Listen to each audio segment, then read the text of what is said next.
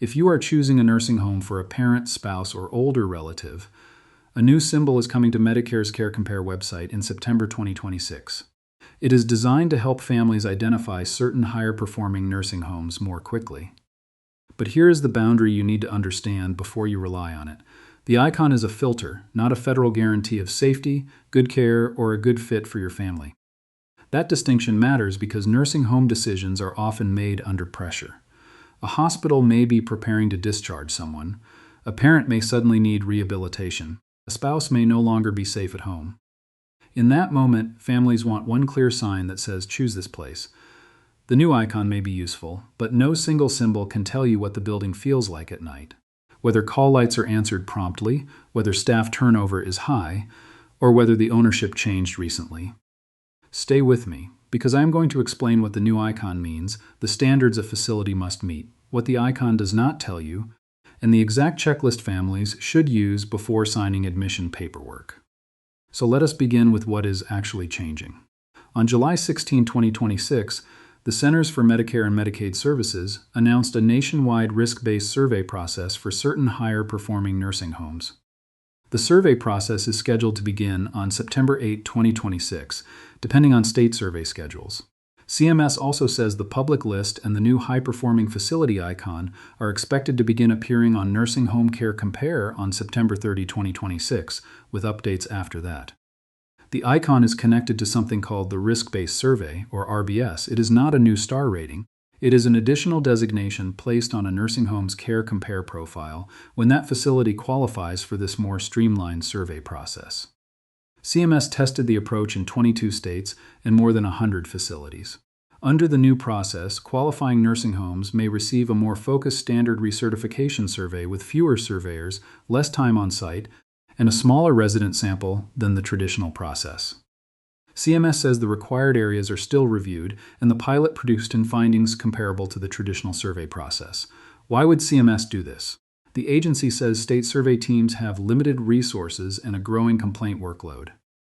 By spending less time on facilities that meet a strict set of higher performance indicators, states may be able to spend more time investigating serious complaints and surveying facilities where residents may face greater risk. But let me say this plainly. Every nursing home will still be subject to oversight. Every facility must still receive a standard recertification survey at least every 15 months. A facility that qualifies for the new process can still receive the traditional, more extensive survey when complaints or other health and safety concerns arise. CMS can also require the traditional process if conditions warrant it. How rare will this icon be? CMS estimates that only about 12% of nursing homes will qualify initially. That means roughly 1 out of every 8 facilities may receive the designation at the beginning. That sounds impressive, and it is meant to identify a narrower group of facilities with stronger recent indicators. But it does not mean the other 88% are automatically bad. A facility may fail to qualify for several reasons, including a rating below 5 stars, a staffing rating below 3 stars, a recent ownership change, incomplete or unverifiable data, or another technical criterion. A nursing home without the icon may still provide care that meets a particular resident's needs. A nursing home with the icon may still develop a problem after the designation is awarded.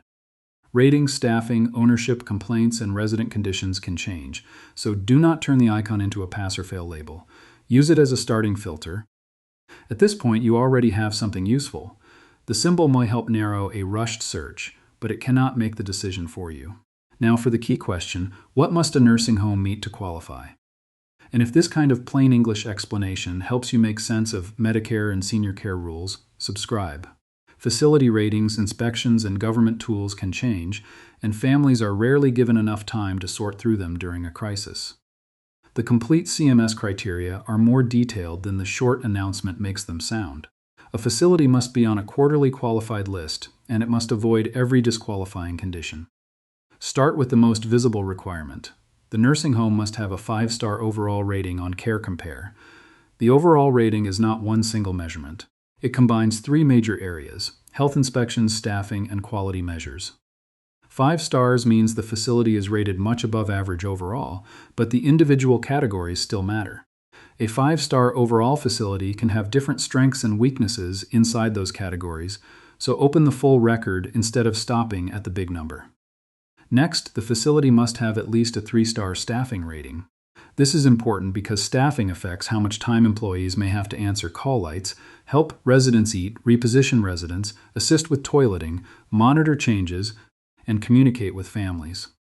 The facility also cannot have citations for actual harm, immediate jeopardy, or substandard quality of care in the most recent survey cycle.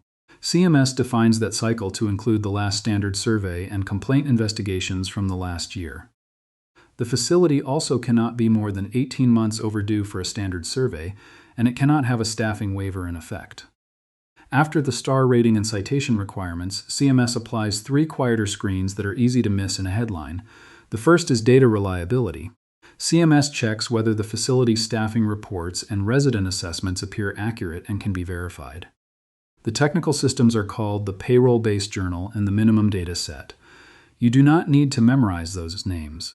Just remember the practical question: can CMS trust the staffing and resident information the facility submitted? The second screen is how the facility compares with other nursing homes in the same state. Its health inspection score cannot fall into the worst half of facilities statewide. With this scoring system, a lower score is better. The third screen looks for recent warning signs. CMS checks for unusual schizophrenia coding among older residents after admission, a change in ownership since the last standard survey, and placement on the candidate list for the Special Focus Facility program. That program focuses on nursing homes with a history of serious quality problems. So you can reduce all of that government language to 3 ideas. The records must be believable, the recent survey history must be strong, and there cannot be certain new warning signs involving ownership or serious quality concerns. Put plainly, the icon is more than a 5-star badge. A facility must clear separate checks involving inspections, staffing, data accuracy, ownership, and recent serious citations. And if that sounds like a lot of government language, that reaction is understandable. Families should not have to become survey experts overnight. You do not need to memorize every technical screen. The icon tells you CMS applied those screens. Your job is to use that signal as a starting point, then look at what daily life is actually like for the person you love. Can a facility lose the designation later? Yes. CMS plans to provide updated lists to state survey agencies each quarter. A qualifying facility can become ineligible before its next risk-based survey. For example, it can be disqualified if a new investigation results in a citation involving actual harm, immediate jeopardy, abuse, or substandard quality of care. It can also be disqualified if there is a pending complaint investigation classified as immediate jeopardy, if there are more than 3 active complaints or facility-reported incidents at a certain level of concern, if a nursing waiver takes effect, or if ownership changes. CMS says the icon should remain on the CareCompare profile only while the facility remains eligible. Because data must be transmitted and processed, however, the public website may not always change at the exact moment. Something changes inside the survey system. That is another reason not to treat the icon as a promise. It reflects qualification under a defined set of data and rules. It is not a live camera inside the facility. So what should you check after you see the icon? Before we move into the family checklist, take a breath. If you are making this decision while tired, worried, or under pressure from a hospital discharge, you are not failing because the process feels overwhelming. The goal is not to find a perfect facility in one afternoon. The goal is to slow the decision down enough to ask better questions and notice patterns. Start with the full inspection history. Open view inspection results. Do not look only at the star rating. Review the health inspections, complaint inspections, and infection control inspections. CareCompare can show several years of inspection information. Look at the seriousness of each citation, whether the same type of problem appears repeatedly, and whether complaints led to findings. One isolated lower-level citation is different from a repeated pattern involving medication errors, resident care, infection control, supervision, or failure to respond to concerns. Ask the facility this exact question. What were your most recent citations? What did you change afterward? And how do you know the correction is still working? Next, look closely at staffing. CareCompare reports nurse staffing hours per resident per day and staff turnover. Those numbers are averages, not a promise of how many employees will be available at a particular moment. Compare the facility with nearby options. Pay attention to registered nurse staffing and turnover. Lower turnover can matter because staff who remain longer may know residents' routines, preferences, and early warning signs better. When you visit, ask, how many nursing assistants, licensed nurses, and registered nurses are assigned on days, evenings, nights, and weekends? Then ask, how many residents is each nursing assistant usually responsible for? Do not accept "we are fully staffed" as the entire answer. Ask for numbers and shifts, then review the complaint history. A facility can look polished during a scheduled tour and still have a history of complaints. Review complaint inspections in Care Compare. Ask how residents and families report concerns, who investigates them, and how the facility communicates the result. Also remember that complaints can trigger a traditional survey even at a facility that previously qualified for the new icon. If you have a serious concern, contact the state survey agency. You can also contact your state's long-term care ombudsman program. The Ombudsman is an independent resident advocacy resource that helps people understand and address problems in long-term care settings. Do not skip ownership. Ownership is not just a corporate detail. CMS specifically includes recent ownership change in the qualification rules. On Care Compare, look for ownership details and information about affiliated entities. Check whether the facility is part of a chain and whether related facilities have a pattern of high or low performance. Ask, when did the current owner take control? Did the administrator or director of nursing change? And did staffing or services change after the transition? A facility may keep the same building name while management, policies, vendors, and staffing practices change behind the scenes. If you are doing all of this while also arranging medications, transportation, hospital paperwork, and family calls, give yourself some grace. You are not expected to become an inspector. You are looking for consistency. What the records say, what the staff say, and what you observe should point in the same direction. Now match the facility to the person who will actually live there. A high overall rating does not mean the facility is equally strong for every need. A person recovering from hip surgery may need strong rehabilitation and short-stay coordination. A person with advanced dementia may need secure spaces, specially trained staff, careful behavior support, and consistent routines.